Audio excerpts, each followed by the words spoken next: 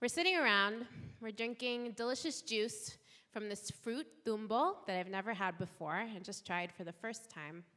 I'm visiting my partner's family in Bolivia, and we're at one of many very relaxed, long, casual family dinners that stretch long into the evening.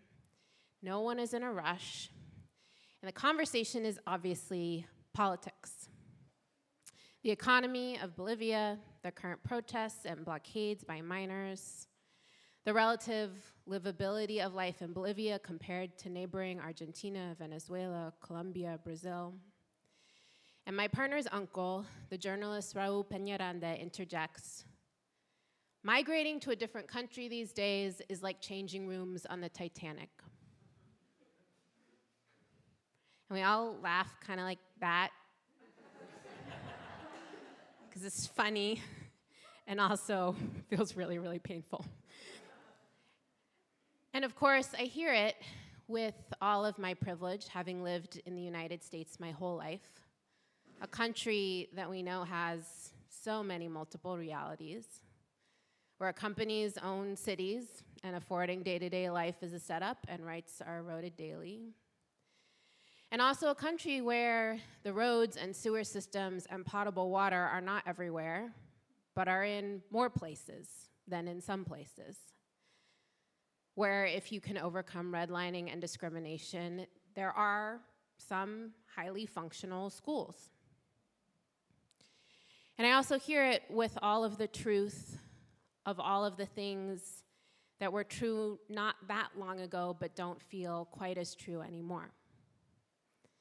To be queer and trans and go to clubs and access healthcare and have abortions, which is healthcare, and teach about race in schools and take our kids to drag queen story time and say the word gay out loud in school and read books that are now banned and protest in ways that are now criminalized, and all the other things that not that long ago were not easy, but somehow had more ease. And now in so many states and counties and cities, we can't. We're living, I think, in a time of backlash, or some might call it white lash. Either way, a time of repression following a time of uprising. And many brilliant theorists, who are not me, have written about the stages of social movements. One model talks about enduring crisis with building anger, an uprising, a peak, followed by a contraction, and then some kind of evolution and a new normal. A contraction characterized often by disillusionment. The resource Beautiful Trouble says this about contraction. After achieving a few victories, you may find that momentum stalls, backlash and repression increase, and internal divisions become more pronounced. People within your movement may speak of burnout and disillusionment, and personal and political conflicts may rise to the surface.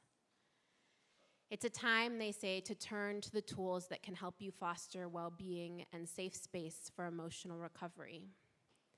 Help folks understand, they say ever so helpfully, that this phase is an expected turn, an opportunity to analyze progress and consolidate wins. Maybe for some of us, this feels very familiar. Maybe for others of us, less so. The organizers I learned about theories of social movements from also talked about this time as a time of co-optation, when groups actually not aligned with our shared values use words, slogans, visuals, call to actions, email lists, maybe even organizations for their own ends. Like when a company uses the words Black Lives Matter to sell fancy soap or whatever. Backlash in this context, when white supremacist, misogynist, anti-LGBTQ groups are building movements against our movements for liberation and thriving for all, using our wins and power to stoke fear and action amongst their base. The theme of our worship series that comes to a close today is Dreams of Justice. And I usually love talking about the work of justice. I've been part of some kind of justice work, faith-based, youth-led, work around housing, prisons, and now mostly immigration and surveillance. My whole adult life, which alarmingly to me is now for the past 20-ish years. And I find myself these days not feeling like my own dreams of justice are very dreamy. They feel sometimes even more like nightmares. Will fascism and climate collapse ultimately win? How can I invite people to join the groups and movements that we need to survive when the day in and day out grind of fundraising and board meetings, city, state, and federal politics, interpersonal dynamics, organizations and people on the spectrum of uninspiring to very badly behaved, has me wondering each day whether it's worth it for myself, let alone feeling like I can invite someone in. I found that if I'm honest, my relationship to social justice work these days often feels like a very long-term committed relationship that has lost its spark. I go to the meetings, I plan the work, and talk to the people and answer the phone because I promised myself that I would, and I believe in the vows that I've made, and so I'm living them out, but it does not feel fun. It does not feel like a date night. We are not going on vacation. There are no giggles and no passion.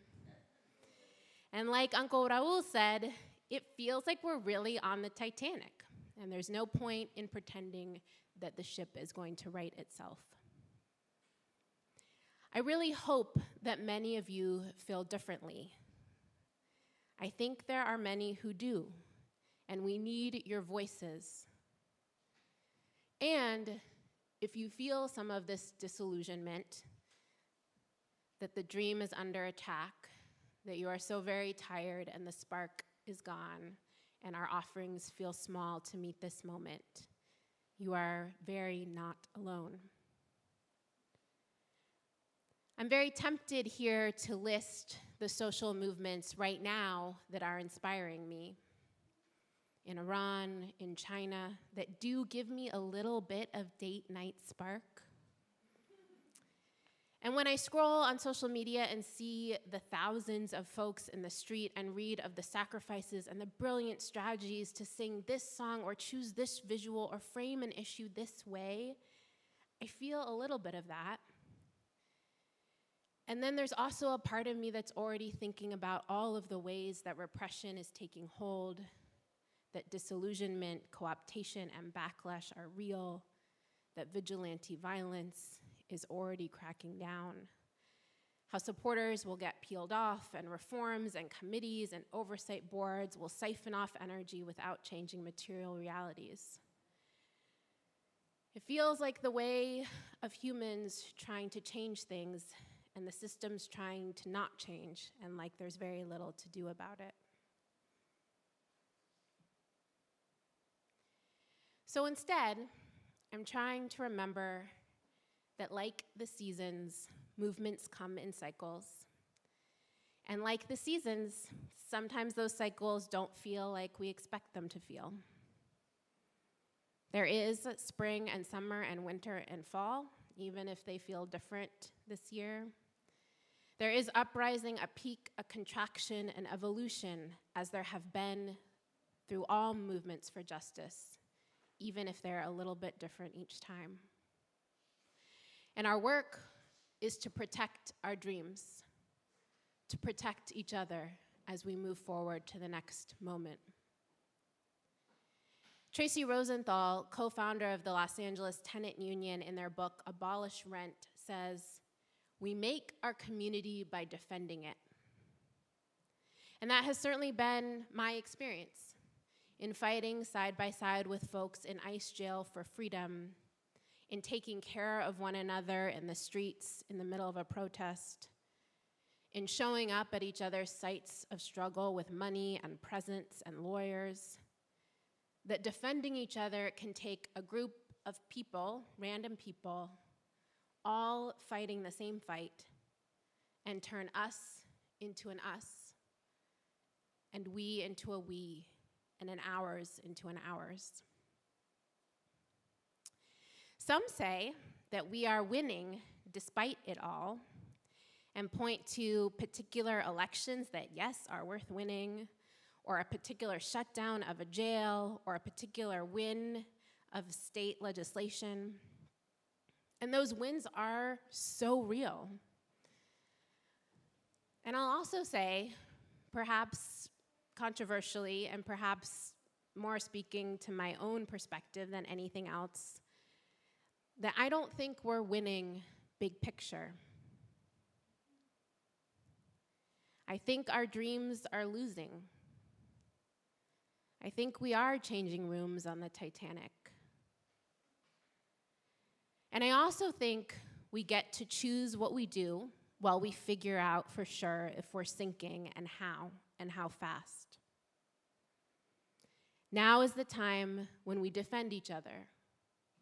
Now is the time when we defend our dreams. Now is when we learn to do risk assessment for real, and we learn to live with fear and live anyways. Now is when we learn to live with numbness and overwhelm and low morale and without date night sparks, and we live anyways. Now is when we remind ourselves of everyone who has lived through backlash and repression and fascism and co-optation, and who has said, I will make a community by defending it. Now is when we learn from those who've been under attack for a long time, and they remind us, not all the threats are the same, not all the protection is the same, and all dreams of justice are worth defending. Harriet Tubman was right. The road to freedom must sometimes be walked with a rifle. John Brown was right. Ricardo Flores Magón was right. Borders are just scars. And Assata Shakur, who has surely lived through all of these things, says, I do believe in sunshine. I believe that seeds grow into sprouts. I believe in rain and tears. And if I know anything at all, it's that a wall is just a wall and nothing more at all. It can be broken down. I believe in living. I believe in birth. I believe in the sweat of love and in the fire of truth. And I believe that a lost ship steered by tired, seasick sailors can still be guided home to port. Amen.